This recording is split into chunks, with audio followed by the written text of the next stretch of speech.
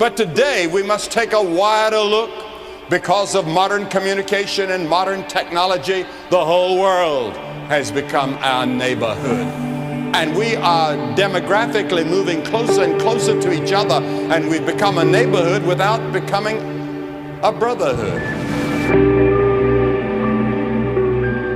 Journeyman is a platform where men can lay down their titles, grow together, learn from each other, and be accountable to each other.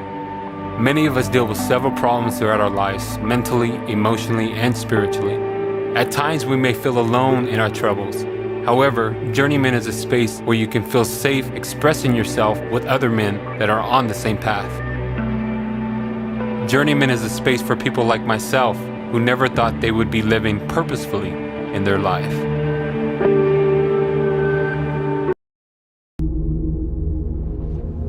Men, it's time to connect. Now more than ever, men are alone, silent and isolated. We have been left to struggle silently, and as a result, we have begun to live lives of quiet desperation. It's time to come out of the shadows and see the power of connection in community. When men come together and begin to act in a way that is supportive and safe, things begin to shift. Men, join like-minded brothers, be empowered, feel the impact of each one teaching one. Join a community of men seeking to grow in the areas of faith, family, and community at the Brotherhood Builders Symposium, hosted by Journeyman. The time is Friday, June 28th at 5:30 p.m. Register today. Space is limited.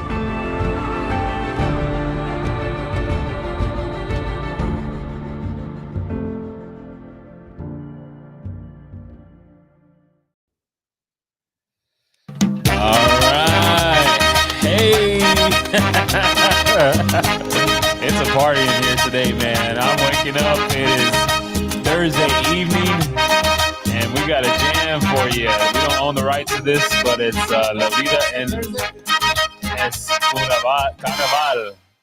Yeah, I'm messing that one.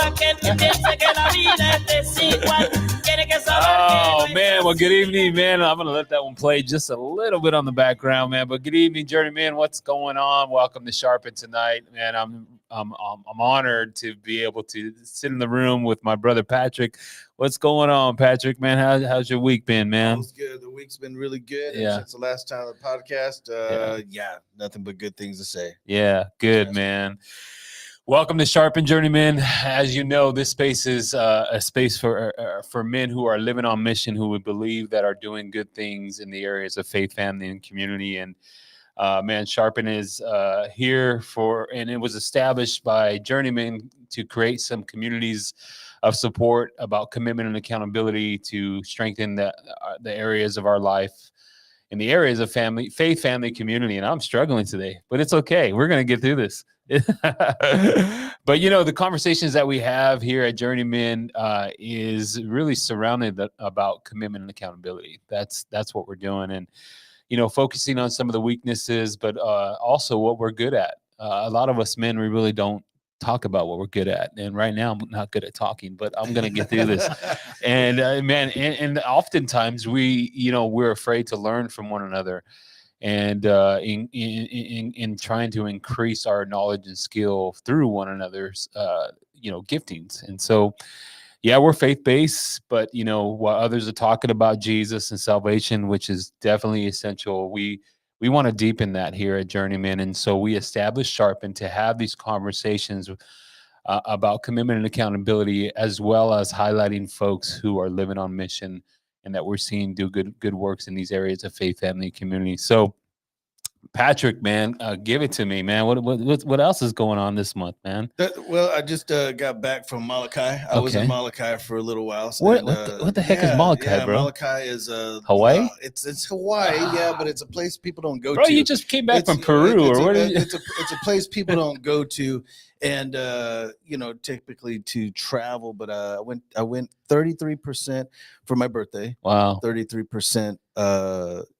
To to study the culture. Yeah. And then 34% to study about this guy named Father Damien, who actually ministered to the leper colony there. Wow. And so I got as close as I could to that. I talked about a little bit in the last podcast. But other than that, new appreciation for life, a new appreciation for everything we have here. We have everything here. Right. You go to the stores there, I mean, 95% of it's imported.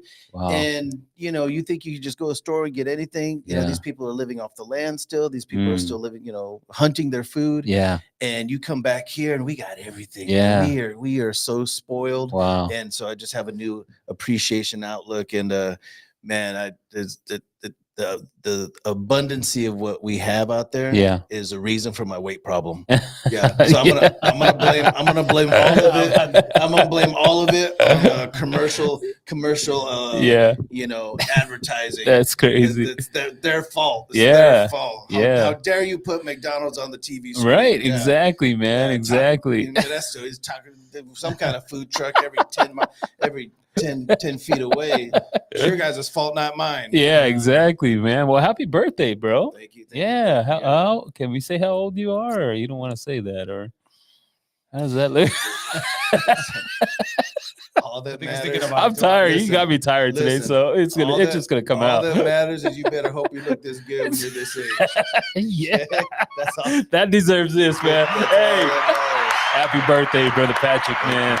We appreciate him, the co-host of the hour, man. He's been a great help to Journeyman and to the podcast here at Sharpen, man. But man, we are on episode 29 of Sharpen, and so, man, I'm really, really humbled and honored to invite my friend here, man, our friend and community leader, advocate, man, just a strong voice in the community, and he has a lot of people on his shoulders, man. And so thank you for what you have done. And I'll introduce your name here shortly. But man, if you don't know who this guy is by face, you will know him pretty soon. I mean, he's out in the community. He's doing good work. He's really quiet. He's a family man, but he's making things happen. And so welcome to the podcast, Homero Mejia. Yeah, man, this is the man. Community leader. Homero Mejia and I, we've known each other for over 12 years, I believe now, since 2011. Yeah, it's been that long. So, man, Homero was just a really quick story on why I'm here is because I started seeing folks in the community doing really, really good work in underserved communities. And I was introduced to Homero by Marvin, I think, and Ruben Imperial, right? And so the first time I met him, he was working with a nonprofit organization, and I was exploring this idea of starting this nonprofit with folks around in South Modesto, and Homero opened the door for me, man. Homero opened the door for me, and so I honored him. And you're not older than me, are you? I don't know. I'm 34. 34. Good one, Homero. Yeah. I have a little different story. I've seen Homero around at City Ministry Network. Yeah. But the most places that I see him at usually are some kind of crab feed or some kind of involved party, food. right? And then he's like, I came in today. He's like, I have seen you around the events, and I'm like, nothing political, nothing really. Supporting the nonprofits. Exactly. I'm supporting all the nonprofits by going to these crab feeds. I am supporting. I think I see a calendar right there with all the events coming up. That's it. There's Patrick right there. I'm supporting through food. Yes. And that's how I know him. But no, I've heard nothing but amazing things. Yes. And we cut from the same cloth as far as how the where we were raised. Yes. Basically. Yeah. And I kind of just did a really boom, boom, boom, boom with questions earlier. Yeah. And what we might be focusing on. So I'm excited. Yeah, man. Really excited, man. And Homero Mejia, man, let's just start, man. Like, where are you from? Where were you born? Let's go from that route, and then take and over. For a few moments, I was thinking, is somebody gonna walk through the door? And all the stuff he's saying, I was thinking, someone's about to walk in here. I was like, we gotta pull up a chair for that person. Hey, man, you're up here. You're up here in my life, man. So I appreciate you. Nothing but love for you, Jose. Yeah. What can I say? Yeah, I'm gonna start with like I usually start telling a little bit about myself. I'm a first generation immigrant in the United States. So I was my parents, like many of the community around here on this area, different migration stories, but usually economics are like a big reason why people migrate north. Yeah. And that was the story of our family. So my dad had been coming to the United States since sometimes in the 70s. So he had been coming to work and going back and forth, married, and then started a family over there. And then just things got tough. We came here in 78. And then I was born 78. He came, and then he said, I'm going to go back. Brought us all, like the young family that he had. And then we had in 81, I was a baby, and they brought it here to the United States. And then we were here for a little bit over a year. My brother was born in 1981, and then said, "Oh, we can't raise a family here." We went back. Wow. And then we were there for like 5 or 6 years, and then we said we can't make it as a growing family, and we decided to come up north. And I was a little kid, 9 years old. My parents just said it's our time to move up north all as a family, and so just packed up bags, packed up whatever little things we could. And now you were in Mexico, or you were just Mexico? Okay, wow. what part of Mexico? So I was. If people are familiar, there's a large population of folks from Michoacan in this region, like from Sacramento all the way to Bakersfield. I've heard some estimates of like close to 1 million people live from that area here in the valley, which is significant. They also bring a lot of business. There's also very entrepreneurial spirit, I think. So I'm from there. So we would grow stuff. We would sell stuff in Mexico. Like we would grow like jicamas, turnips, and it was corn and other stuff. And we saw that my older brother was selling the street. I was kind of still little to do that. But then when we got here, my parents kind of brought that a little bit of that entrepreneurial stuff. So we came here. We lived in Redwood City, California, for about a year in a very crumb area in a basement. I tell people my story began in a basement in the United States. Wow. There was a tough story, and then the only place that my dad could get at the time was a basement. And so all of us, there was a large family of us, we moved into this basement, and we just lived there for about a year. And it was a big struggle. And then my dad decided, we need to go to a place where it's more like where I grew up. So we decided to come to Modesto, and we moved here to a few houses down from where we're doing this podcast. Wow. Now, when if you want me, when you moved to Redwood City, I've looked for way back in the day, looked for an apartment before. I've never looked for a basement. So how do they rent out a basement now? And in California, I'm from Michigan, so that's I know an ADU now. Yeah, I know. I know what a basement is. A lot of people in California don't know what a basement is, and so it was a place that actually had a basement, or was it just? No, that was a place that actually had a basement. I think they built the place. Oh, okay. So it actually had a basement. How does one look for a basement? So actually, it's a funny story. Aguililla, where I'm from, a lot of the folks that migrate from there moved to Redwood City, which is I don't know. Oh, wow. I don't know the story of why they all moved there. So my dad knew a lot of relatives and friends that lived there. So somebody managed to get him that space because he had been coming here since the 70s, so he had relationships and stuff. So when he moved there, they said, I need something urgent and that I can put my family in. And so it was some friends that he had, and then they had that extra unit. And so underneath that, so we were there for about 6 months or so, and then the person on top moved out, and then we were able to get the top as well. But then Modesto was like our destination. So we packed and we had agricultural roots. And my dad said, well, we're moving, to Modesto. And then, we moved here. And like most families, you move into a place, you got to start from wherever you have an opportunity. So no one was being able to rent to my dad. So we moved in with some friends. They had a large family. They had like 4 kids already. Wow. And all of us, moving into a house here on Angel Street. And it was like crazy. But this friends of my parents allowed us to move in there for a few months until we found a place. And thank God, my dad was a very relational guy, and managed to convince a landlord to let us live in a 1-bedroom house. Wow. In West Side. And that was how many? 1 bedroom. I think at the time there was about 8 of us. So and how old were you?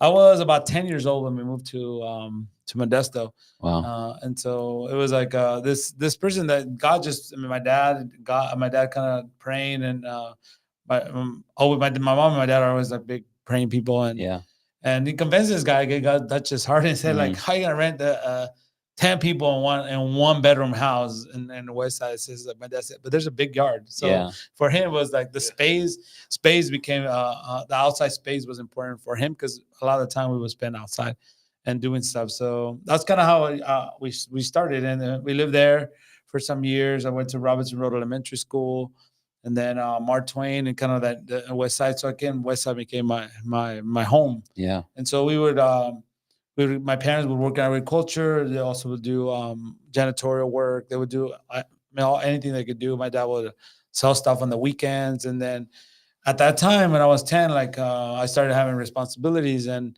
so when we get home from school, my dad would say, like, we got to go and sell stuff. Like, so we would sometimes we would sell corn, whatever was in season, we would sell on the weekends, but then we would sell after school.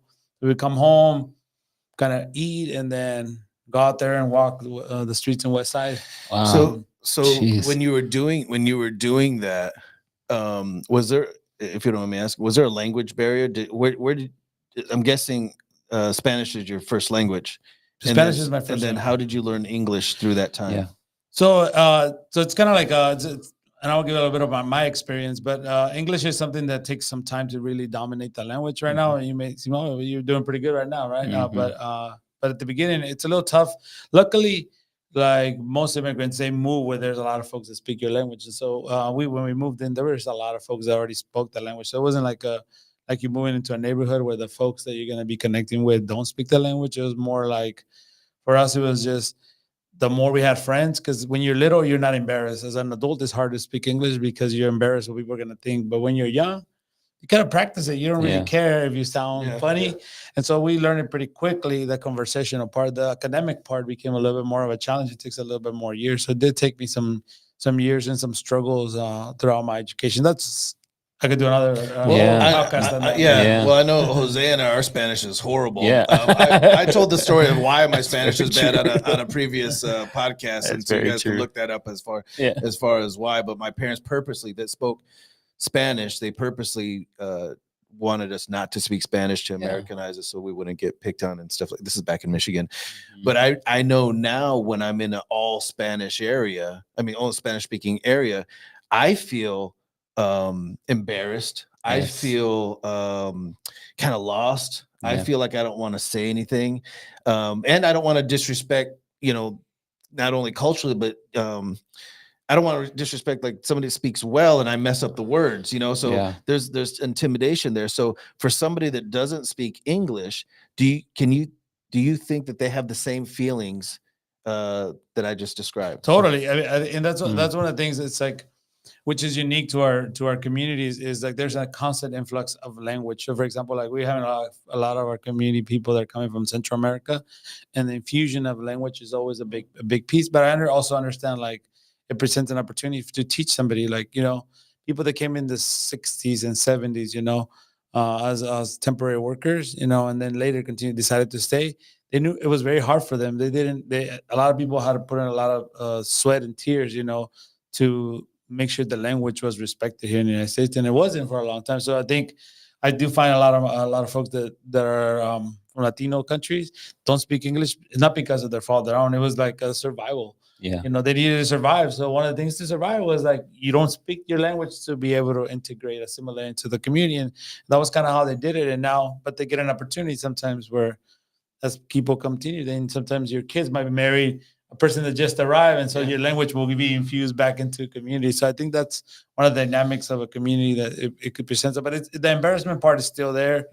Look, fortunately for a lot of the immigrants coming in, you have a lot of stuff that's in their language and stuff like that, so they kind of feel at home. But that wasn't the case back in the 70s, 60s, 70s, and 80s. There was like a little bit of like the language was not as welcome as it is right now. Now everyone's I think that the one last thing I want to touch on with that, because it's a really pinpoint for me, where I have seen people that speak another language other than English, let's say Spanish, and people that speaks English would look at that person that's only speaking Spanish, look down on them, or kind of present not warm or welcoming. Mm-hmm. I'm not gonna say racist, but let's say prejudice, or like, oh man, just you're in this country, why don't you learn this language? Yeah. But I've also seen the other end where somebody only speaks English and around an area that only speaks Spanish, and then maybe look at, man, you're brown, man, why do you speak Spanish? Like, so what is your thoughts on that, where it can kind of go both ways? No, I think like I mentioned a little bit earlier, like I think it presents an opportunity to like help them understand, like we came in different times, in different generations, and like right now you're blessed. You should be thankful that now everybody wants to speak Spanish, but hey, you gotta also know, like, it wasn't like that, some years ago, and I don't, not that I know there's still folks that are coming in and feeling uncomfortable in certain places, but that's why they also move to communities where they're mostly speak Spanish. And there's a couple of things I learned over culture and stuff like that. There's 3 different terms, and I'll just throw them out there, and then we can maybe talk about them later. But there's 3 things how when people come into a community, come into a culture, there's 3 things that they can do. One is assimilate, which is what the melting pot theory, like everybody comes in, assimilates to the American culture, and forgets their language, forgets their customs, forgets all that. That's an assimilation. That's kind of what happened to the first generations of immigrants. Yeah. The other thing is acculturation. Acculturation is when we welcome with your gifts that God gave you, and then you learn the local, and then you have both. So it's more like a salad. You're still a tomato, you're still whatever, a piece of lettuce, whatever part of the salad. You still keep your integrity, but you taste better with knowing more stuff, together. And then the third one, which is not like an older generation of folks, when they migrate here, they isolate themselves, and so those are like the folks a little bit older, like my parents. They prolong learning the language a little longer because they feel like if they lose their language, they lose who they are. Yeah, and so they move into communities and they feel, oh, is there a place to speak Spanish, or is there a supermarket? Yeah. So not because they don't want it. Most folks want to learn English. They do. And there's lots of English classes. And you can see there's a drive for that. But there's also a piece of this generation, the older generation, that wants to keep their language and don't want to like assimilate. They don't want to culture. They just want to isolate themselves to kind of just work and kind of be around folks that think like them, and more for preservation more than for like, they don't want to be part. They're, believe me, I have not met a family or a person that's not grateful for the opportunity to be here in the United States and to have opportunities for themselves and for their children. I've never met anyone say like, oh, I don't want nothing about it. No, it's like, there's a gratitude to the United States, to the country, but there's also a part where like they don't want to lose who they are. And one of those things is language and all that. So I think they isolate. So those are the 3 terms I kind of try to explain to people. We fall in one of those categories based on when you came in. There's nothing wrong if you assimilated. There's nothing wrong if you're acculturated. Right. And there's also nothing wrong if you just want to isolate yourself a little bit for your sake. But then down the road, as your grandkids come around, you'll forget about it, and then your acculturation process will begin. That is true. Your grandkids are going to be showing you all kinds of acculturation things. You're going to be learning English whether you want it or not. Yeah. Grandpa, here's Duolingo. What? Yeah. So I love that you said that creates an opportunity. I have a friend who he tells you, speak Spanish, and I go, it's bad. He goes, yeah, but I speak Spanish, and so you tell me everything that and then we can fill in the blanks, but you don't practice enough. So he'd be yelling at me like, you, but not and he encourages me. Yeah. And I go, you know what? You're right. Yeah. You're right. I should be practicing even the little bit that I know. And that's what he's doing. He's presenting the opportunity. Yeah. Instead of just not saying. And I would say a good chunk of people are like, value the effort. I tell like sometimes I work at a school setting, which I know we might discuss a little bit more of my profession and stuff, but I work at a school setting and like folks like, they just arrived, they find a familiar face in the front office that speaks Spanish. They're like the immediately just changes. But at the same time, like, the front office folks that don't speak Spanish, try, and those families value it a ton when they try. They say a few words in Spanish. They also get happy. They're like, oh, they're trying. So I think we also got to encourage people. If you don't know the language and you're trying, I think there's more people that are going to be grateful and find it heartwarming that you're trying. And they might get a smirk, but it's not because they love it. It's more like cool that you're trying. Yeah. And it could go, and it could create a relationship too, because you can also be teaching them. I was in Napa one time, and there was a couple from Japan, and they didn't speak any English. And then so I was mentioning fighters from Japan, and they were and then my limited speaking counting to 10 in Japanese. So I was showing it. They looked at me. All I do is count to 10, and they looked at me, and they bought me drinks the rest of the night. Man, they really appreciated it. So let's get into. So you're here. You're in Modesto. You get through high school. Yeah. And was there any high school stories? Or what high school did you go to? I got tons of high school stories. What high school did you go to? Well, I mean, so I think why I say I'm an immigrant. Like usually it comes with with some transparency around. Like a lot of immigrants, not all of them, not because of not wanting to, but they don't get here with legal status. There's very few percentages that get here with a visa or something like that. There's a percentage that gets here that way, but we didn't. Yeah. And so in high school, so there were some pivotal moments. So you're talking about like transformational moments and moments of faith and transformation for California. So I was 1994. So that's a moment that kind of, for me, it was very vivid. So there was a lot going on in California at the time. We had a governor, I think his name was Pete Wilson at the time. And there was a proposition. It was Proposition 187, and it was in 1994. I was a freshman in high school, man. I was coming into Modesto High, and then this bomb is dropped on us. Like they're saying, like for the longest time. I mean, I did feel like I knew I was an immigrant. I knew I was from another country, but I didn't feel like California didn't want me. Right? I didn't feel that. But in '94, when they came out with the proposition, I felt like California didn't want me, like the state didn't want us here. And so, but then something magical happened, and I was saying in a good and negative way at the same time, kind of going to. So the proposition was passed in 1994, and so as students, we kind of didn't know what to do, and so they said like you were criminalized teachers and people that would help anybody that was undocumented, and I was like, oh damn, it was like a big shift for us, and so. Students did not know how to like be activists or anything like that. They said like, we got to walk out. Yeah. We got to walk out. So we did that. Wow. We walked out in 1994. All the high school, all the kids that wanted to support that walked out. I want you to repeat that though. Yeah. People that were trying to help you were criminalized under the proposition. Under the proposition. Wow. They would be they would be criminalized for trying to help you. If you're listening right now, I want that to, in 2024, I want that to sink in. Yeah. So that was like that was the proposition. The intent of the proposition. Like so, the doctors, teachers, all those folks would be. So we walked out, and it was my first time that I did anything remotely that was considered like inappropriate. Like, and I was also afraid. I did not tell my parents I was gonna walk out. There's a fear. There's some fear of that and stuff like that. But then there was also like I knew it was the right thing to do, and I know God was like, I don't think God is gonna. Punish me for doing something that is right. And so it was kind of like that, the feeling of that. So we walked out. We were like, a bunch of us. I remember it was over 1,500 students walked out at different high schools in Modesto, and then we were like going on Crow's Landing, Lions Bridge, going to Crow's Landing. We did a path because we wanted to go to some high schools. And then I see my brothers, I'm going on that. And then they kind of hung. And I'm like, oh, man, I'm calm. I'm going to get home. My parents are going to hear me.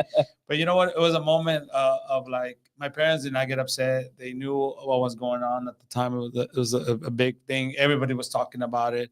And so, but it also shifted it literally it woke me up to a different reality. And I think it changed the community a lot. After 94, if you kind of look at people getting involved in politics, people getting involved in communities, people running for office, skyrocketed after 1994. And so a few years after that, we went through a process of getting our residency. We had to wait for like 10 years and go through a lot of like immigration paperwork, which is a whole different ordeal to do that.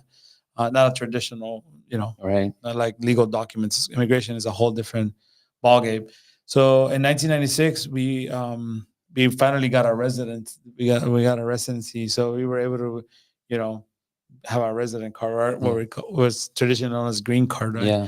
But my older brothers were not able to take advantage of going to school because they didn't have legal status. And then back in California, up until 2000, immigrant students were not able to go to college like they're going out on a it's AB 540, which is legislation that allows kids that went through high school here that they're undocumented to actually continue their studies, going to colleges and get degrees and all that stuff. So I was the first one in '96. Yeah.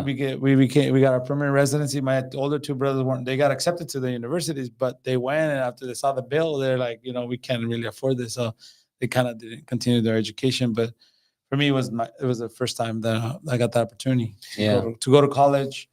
I was the first one in my family to do that because of my legal status, but also the change in 2000 also became easier for students to go to. So in high school, man, you started seeing an opportunity, right? And just from your history and where you come from, and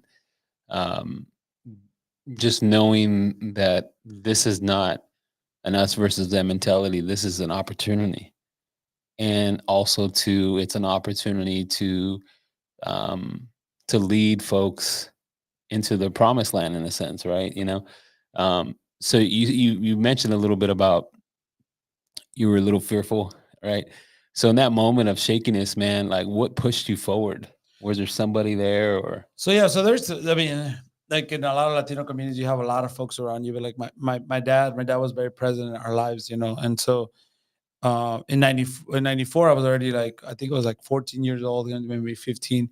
So my dad said, like, now, like, you got to help support the family. You got to keep, so that's when I, began to work in the fields with him. And then I remember this time, I started telling my dad, I don't think he remembers exactly when that happened, because we have lots of conversations, we would wake up at 4 a.m. My mom, she's just, moms take care of you, like, woke me up and said, get up and let's go to the van, and I'll let you sleep. You can sleep another 30 minutes by the time we get to the field and for the crack of dawn and stuff like that. So, mom pampering you, your mom, even though I was 14, I was like not very tall. I'm not very tall as it is, but getting out there.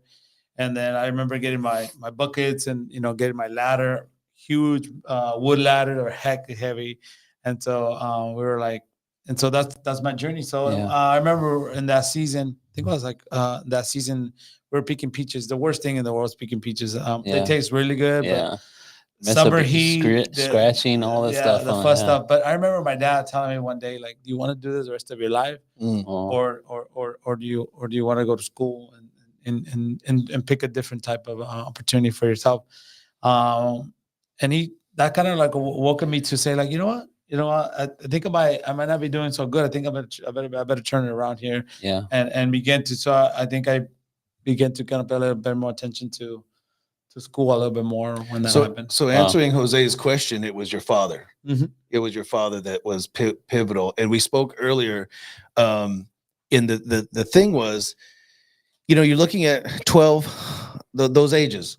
And you work in the school system, so 11, 12, 13, 14, 15, and you're just like, man, you're that bad already? Like, it's a pivotal moment. And so, and I worked in juvenile hall for many years. And so sometimes they would come in there, 13, 14, 15, and the parents would say, make him good. I'm like, wait, what? Like me for how long, but you look at maybe, a poor environment. Maybe they didn't speak the language. Maybe they were in a gang-infested neighborhood or drug-infested neighborhood. Maybe they didn't have everything and have all the ingredients to maybe be bad, have all the ingredients to be incarcerated, have all the ingredients to maybe run the streets. And so if you had some of those ingredients, we're not saying you had all of them, but let's say we had some, Jose and I definitely had those ingredients also. My question is basically, how did you turn out so well, even though you were in these areas where a lot of people would say, I'm justified in being bad. I'm justified to sell drugs. I'm justified to be in a gang. I'm justified to steal and rob. So we talked earlier, and it was your father. Yeah. And can you talk about the importance of staying busy? Yeah. I gotta say, I got a 14-year-old at home, and so one day he'll probably listen to this podcast, and he's gonna listen to it on Saturday. But I think stay busy is one of the big ones. My dad really believe. There's a lot of us. So we're a family of 12. So like, for example, like and people say 12. I mean, that's like 12 disciples, 12 kids. 5 girls, 7 boys, and so.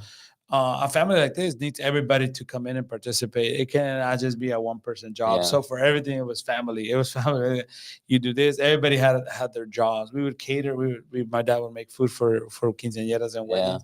Everybody participated. Everybody helped chop. Everybody helped cook. Everybody helped clean at the end. And some people went to serve at the wedding and everything. So it was not like, I remember saying like I had tons of time to be out on the streets. I couldn't. Yeah. If I was on the streets, I was responsible to sell this stuff, and I didn't sell. My dad knew I was messing around. I was playing soccer. You didn't come back with no money. No money. You better have a good explanation, because you sell it most of the other days and you did it this day. What were you doing? Right? Yeah. So you were held accountable. Yes. And then he was very strict. I mean, he was old school. And I gotta say, I'm switching that mentality to now. I know we don't do that to our kids anymore. We don't send them on the streets. It's not safe, all those things. But there's other ways. I think the most important thing is being present, being there. Like I said, that was a person of faith. So like, it doesn't matter like how busy we were. Sunday was a church day, a family day, religiously. He didn't work on Sundays, like not like work outside like the house, like agriculture or whatever he was doing at the time. It was like we got ready, we needed to go to church, and then that was the only time we would eat outside. We would go to Burger King, which is a Starbucks on Herndon. People are a little bit older know that was Burger King. But it was like that was our place. We would go there because it was cheap, and we were able to all eat as a family. So it was like those things, but it was staying busy, being there, being present, and knowing what you were doing, like checking up and being on there. And I feel for like you asked me about what about today. I do work in a school system, so I see a lot of these kids, and that's the number one thing. I think there's so many other people raising kids now, and they're not families. There's just either uncles, cousins, grandpas, grandmas, aunts. Everybody else is raising kids, and some of them are a little older, and they're raising kids that are not theirs. And so the presence and understanding all that it takes to raise a child, it's a little bit more. So now there's other things, like for example, I don't send my kid to sell on the streets, not because I don't want to. My wife would not have me do that. I hear you. But I would. But another thing is I'm keeping him very busy. He's doing sports. He's that there when we're doing something like let's go play catch. Let's go do this. Let's go do that. Now you don't have 12 kids, do you? No. Oh, okay. Okay. That was because that was back in the day out of necessity, man. I only have two. Okay. That's not a tradition you're carrying on. No, not tradition. Okay. Not. I heard Tell your wife sorry, huh? That's a tradition we will not be passing on. Okay. But yeah, that hard work ethic translated into school, and you got through school and you got through college too, and getting that work done, and so that stuck with you, because now we're in the you graduate from college, and then you get how long after that did you get married? What is it, about a year and a half? So quick. Right after that. Okay. I was dating my wife through college. We were dating through college, so we were kind of waiting to finish college. So me and Jose are going to save you right now. Yeah. This is a part of the podcast. You give a shout out to your wife and tell you how much you love her right now. You look in the camera and say, go for it, man. Yeah, okay. hey, I don't need to say anything, girl. I don't need to say it. You already know. You already know, but one of the biggest things I think people tell you, like as I mentioned, involving the community and some of the stuff you invest, and we have this marriage stuff, as you say, but you the woman of faith and a woman that supports you, it's what makes it possible for men to do more things in the community, to give back to the community. If it wasn't for that pillar at home, the faith at home, that your wife, I wouldn't be able to do any of the things I'm doing currently. Or be involved or serve the community in any capacity if my wife wasn't the pillar that she is at home and holding so many things when I'm not there. Because somebody has to be there. And that's one of the important things. If the father is not there, the mom has to be there for those moments where that has to be out for some reason. Mom has to take that role. And holding every other thing together at home as well. And then also working and doing all those other things. But I do think, like, for my wife, if it wasn't for her, I wouldn't be able to do anything that remotely to the in the community that I've done or that I continue to do without her being there. So big shout out to her. Martha. That was better than saying I love you. I heard that, man. With me and Jose, without our wives, we'd we'd be mumbling. Yeah. Just two guys mumbling and drooling. What you want to do today? I don't know what you want to do. Want to plan? So we don't know how to plan exactly. nothing. Man. It would be a mess. It'd be a mess without our wives. Very true. Very true, man. So now, man, I just have a question as we got a couple more minutes here, man. But Homero, like living on mission, man, for you, what does that mean and why? Well, I mean, like I said, there's nothing that that I'm doing that does not connect to my family and to where I come from. So I feel like people have given so much for you to kind of get the opportunities that you have right now. People, march the streets, did a lot of lobbying, did a lot of legislating, did a lot of stuff to do that. And I just learned, like, if you went to school and if you went and did all this stuff, and if it wasn't to serve, then why did you if you didn't go to get your education and the sacrifices, your parents left their home country to give you up, and if you're not serving, like, my dad was a perfect role model. He, to this day, he's almost 80 years old, and he helps at a church. He does things. He does things for the community. He helps anybody that needs help. He'll see us taking people into the house. He's done all that. So I've kind of learned from role modeling, like, you got to serve the people. And to me, God is in every person. So if you're serving God, if you're serving in any capacity, you're serving God, because when you serve in anything, you give out food, you whatever, you legislate for somebody, you speak for somebody, whatever you do, in whatever area you are, if you're serving, if you're helping them out, if you're just walking with them, even if you're not doing anything but just walking beside them, that's also so good. How and it sounds like, Homero, that some of us were raised in faith, and it sounds like you were raised in faith, and some of us, we had to mess up really bad, and then we had this encounter with God. And so I'm guessing for you, you were raised in faith, and you've always had faith in your life, and you're very fortunate for that. I had a friend recently say, I live like a 14-year-old. I don't really have a lot of responsibilities, so why would I need God? Yeah. And and love him to death, but if somebody was to ask you that, why God? Yeah. Why God? Oh man. No, man. I mean, I know it's a loaded question, but why God? Why can't? I think it's the most important question, and I feel like if God is in your life, I think if you do it from your own strength, you're never going to do anything. So good. Because the body gets tired. Yeah. But if you don't have a higher purpose, then you will stop doing, or you will stop serving, because you don't have holding it. Because we're all in the public. We hold the face. We want to look cool. Whatever. However you want to portray it out there, but there's those moments where, like, your body gets tired, there's doubt, there's fear, there's all that. And the only person that can get you through that, it's God. Yeah. If you don't have faith, you're going to give up. That's right. I mean, if you're doing it for your own good or for your own glory, you're going to give up. It's going to be over. People say, you don't give up, Mama. Well, if you're just doing it for you, then you're going to give up. But if you're doing it for a greater purpose, then God's going to sustain you. He's going to give you the people around you. Sometimes, like in helping people just think, oh, I'm serving the people. To be honest with you, in all what I've served, when I think I'm giving, I'm receiving more than what I'm giving. So and good. So that's I've worked a lot with immigrant communities, and I'm thinking, man, I got nothing. Right. This family is like have more faith in me, have gone through some more stuff than me. So I'm like, what am I to complain? You mentioned that earlier. Like, what am I to complain? This family is, I mean, some of them lost loved ones in their journey. Some of this stuff like that. Man, I'm blessed. I have all these things I haven't lost. God's blessing me every moment of the way. So sometimes when I'm thinking I'm helping somebody, that person is by God being in their lives is helping me say, like, see, keep going, because you don't even have it as bad as this person having it. And I made him go through it. Yeah. And here it is. There's a testimony that even in the harshest of times, those folks have faith. I've seen people that have lost people in their journey north, and standing with them and say, like, man, they're teaching me how, if I ever come up past, I cannot say I give up, because God passed them through that, and they made it. I can do it too. Yeah. I not only hear it, I see the passion in your eyes about that. And people that have lost loved ones in their venture up here, maybe to California.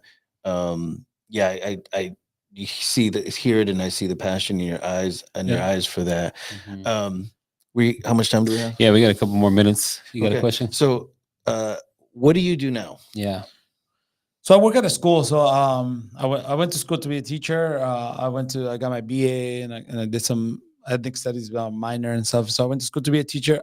I ventured into the nonprofit world and I did a lot of advocacy and lobbying, partly because, when you're an immigrant, part of this calling is to serve and to walk with the folks that not yet have the opportunity that I had. Yeah. And not to forget where you came from and all the struggles and seeing that. So I went into nonprofit work for a long time, and then God took me back into education, and so now I work at a 6th grade to 12th grade school.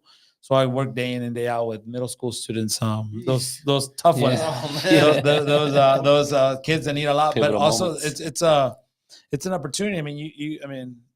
You cannot be like, I'm gonna pray for you right here and there, but you can pray for them right through other ways, yes. by actions, by being there for them, by talking to them, by talking life into them. So good. You don't have to say Jesus, right. but you say, man, I love you. Your parents love you. Like all these other things. There's other ways. There's other ways. Or like, I believe in you. Like, and you're coming in with God in your heart, and you tell them that I love you.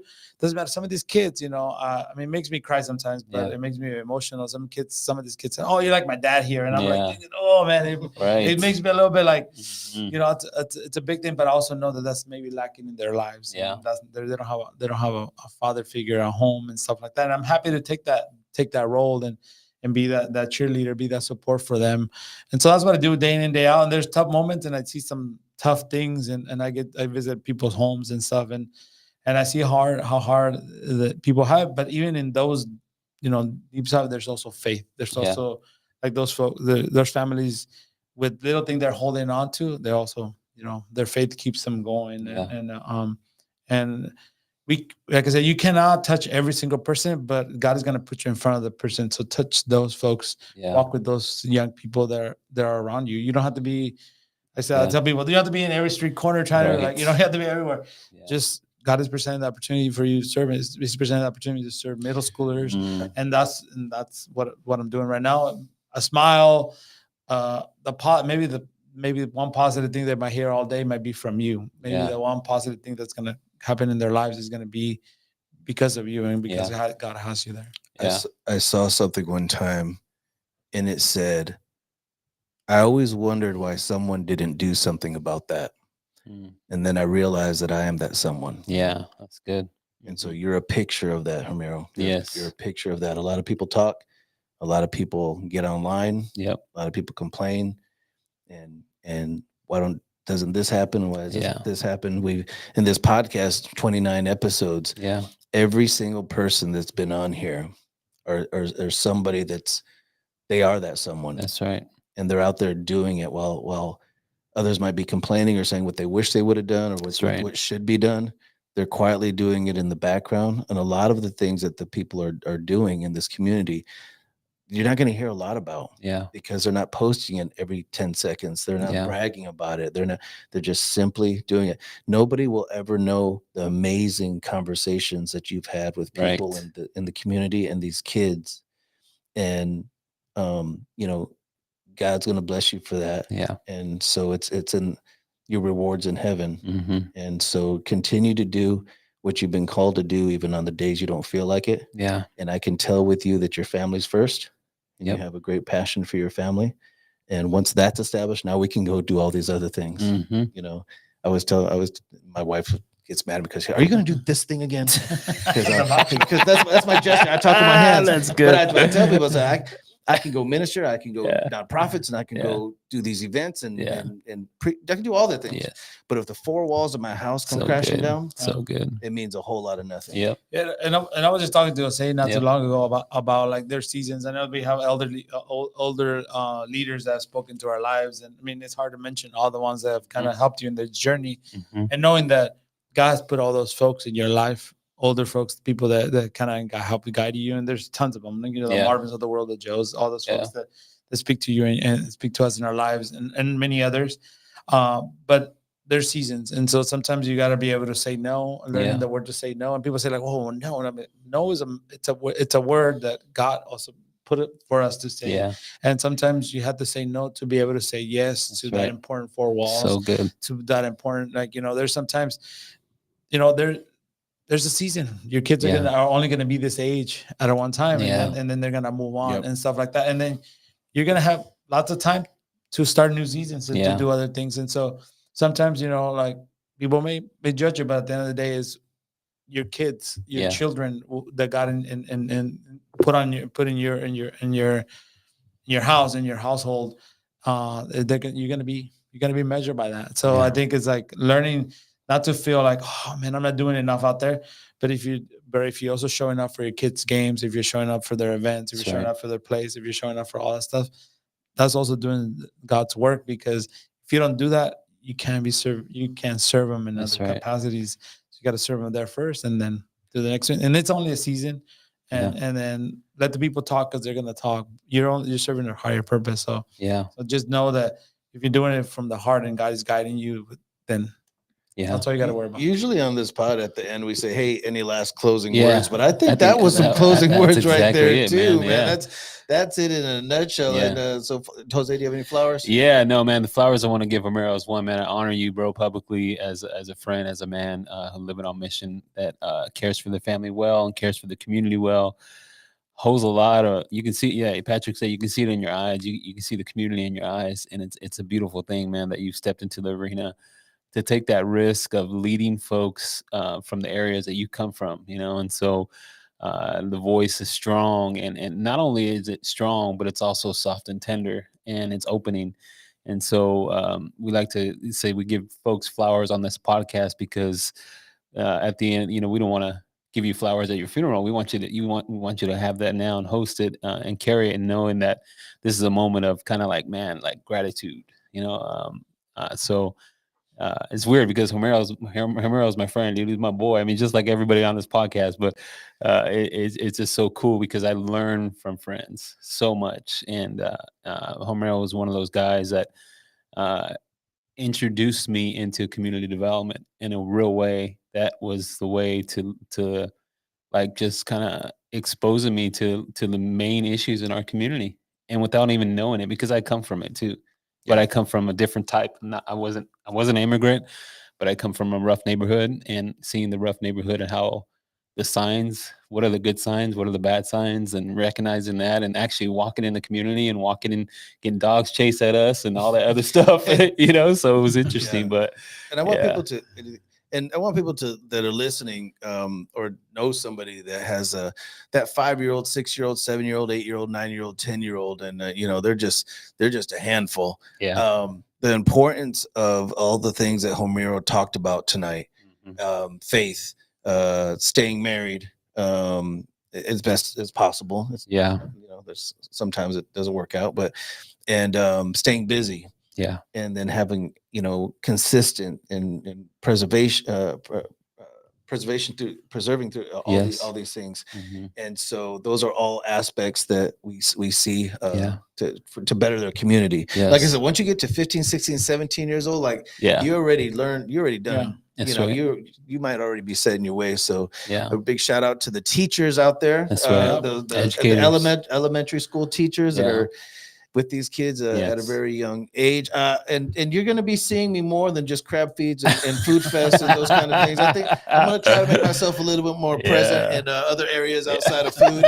And hey, food is love, bro. That's right. Exactly. If you have any food, you're probably going to have not a lot of success. And you're going to know me, and we're going to be friends. Although my closing question is, 1 minute. Where do we need to eat in Modesto? Yeah. Oh man, they're in the. You can't tell them the good spots, man. So it depends on what part of the neighborhood you're in, but if you really want to get it down, get into Facebook Marketplace, and then just look up Facebook Marketplace. Facebook Marketplace. Just look in there. There's also people posting like they're gonna be selling at their houses, in their homes. But if you want to do it more like organic, just drive up there on a Friday or Saturday morning. Just drive up and down the streets, and you'll find like people set up their thing right by the garage with some tables and stuff, and they're already cooking like some tacos, some menudo, some stuff. Facebook Marketplace. They just look up there like, you know, food, and then you guys heard it first. Okay. Yeah, man. Let's give Homero a big round of applause, man. Thank you, Homero.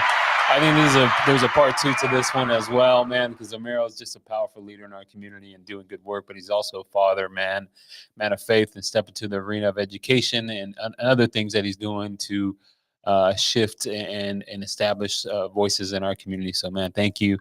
But, man, we got the Brotherhood Builder Symposium coming up.